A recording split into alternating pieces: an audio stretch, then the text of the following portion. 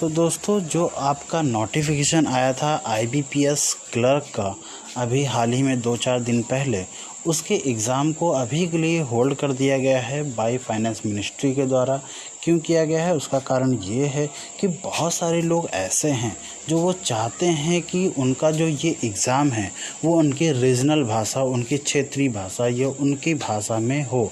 उनको इंग्लिश का ऑप्शन मिलता है और जो सेकंड ऑप्शन मिलता है वो उनको हिंदी मिल जाता है। जैसे बहुत सारे ऐसे साउथ इंडियंस लोग हैं या बहुत सारे आसामीज़ के लोग हैं या तमिलनाडु के हो गया वही साउथ इंडियन मीन्स, ठीक है। ऐसे बहुत सारे गुजराती हो गए, ऐसे बहुत सारे लोग हैं जिनके भाषा थोड़ी सी हिंदी नहीं है और वो हिंदी भाषा को नहीं उतना अच्छे से कंसीडर कर पाते, तो वो चाहते हैं कि वो भाषा अपनी भाषा में वो एग्ज़ाम दें।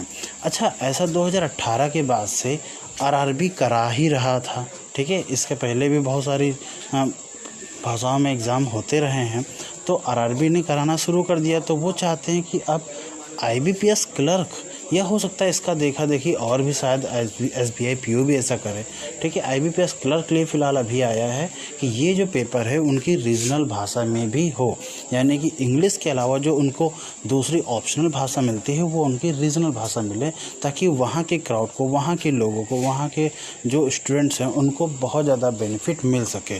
जैसे एग्ज़ाम्पल, आप हिंदी और इंग्लिश में चूज़ करते हो। उत्तर प्रदेश के लिए, जो उत्तर प्रदेश में जो व्यक्ति है या जो भी कैंडिडेट है उसके लिए दोनों ही भाषाएं बिल्कुल परफेक्ट हो जाती हैं। उसको हिंदी में कुछ समझ में नहीं आता, वो ऑप्शन में इंग्लिश में जा कर के वो देख सकता है, तो उसको उस जगह का लाभ, उस लैंग्वेज का लाभ मिलता है कहीं ना कहीं।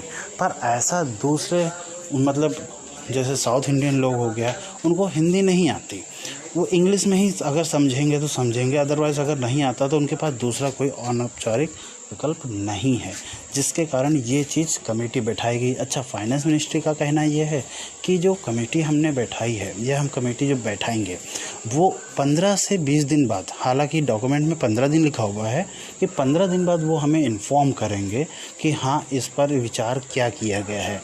वो इस पेपर को, पर्टिकुलर पेपर को उनकी रीजनल भाषा में देंगे या नहीं देंगे। तो 15 दिन उधर और 2-4 दिन इधर, कुल मिलाकर के पेपर का जो अभी था, जो डेट थी, वो कहीं ना कहीं आगे पोस्टपोन्ड होनी ही है। तो आप ये मान के चलिए कि पेपर की डेट जो है वो आपके पोस्टपोन्ड हो जाएगी। ये इसका मेन रीज़न है। अच्छा, एक और बात, मतलब बहुत सारे कैंडिडेट को ऐसा लग रहा होगा कि यार ये क्या हो गया, बहुत सारे कैंडिडेट के लिए खुशी की बात होगी।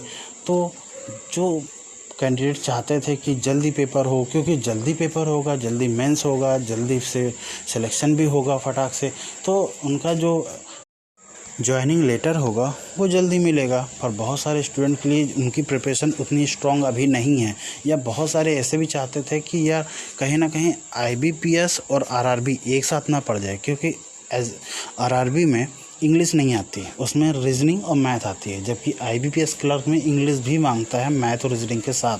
तो वहाँ पर रीजनिंग, वहाँ पर इंग्लिश कवर होती है, वहाँ इंग्लिश कवर नहीं होती, और दोनों पेपर अगर एक साथ पड़ जाते तो कहीं ना कहीं प्रॉब्लम्स क्रिएट होती उन कैंडिडेट के लिए जो चाहते थे कि वो दोनों एग्ज़ाम में फोकस बना के चलें कहीं ना कहीं, क्योंकि चीज़ें वही हैं लगभग, ठीक है। तो इस वजह से वो ये पेपर अगर पोस्टपोन्ड होता है तो उनको भी कहीं ना कहीं इसका लाभ मिलेगा। पर जो स्पेशली IBPS के लिए तैयारी कर रहे थे, जिनको ग्रामीण बैंक नहीं जाना था, वो चाह रहे थे कि जल्द से जल्द पेपर हो। उनकी पिछली बार की तैयारी में कुछ कमी रह गई थी 1-2 नंबर से, तो उनके लिए ये थोड़ा सा मतलब चिंता का विषय तो है, क्योंकि उनका एग्ज़ाम अब खामखा लेट हो रहा है, ठीक है। तो यही एक खबर थी जो मैंने सोचा था कि जल्दी से जल्दी इसको डिस्कस कर सकूं, और इसके अलावा कोई भी खबर होती है तो मैं उसको डिस्कस ज़रूर करूंगा। चैनल पर बने रहिए, सब्सक्राइब कीजिए इस तरीके की न्यूज़ के लिए। तब तक के लिए जय हिंद।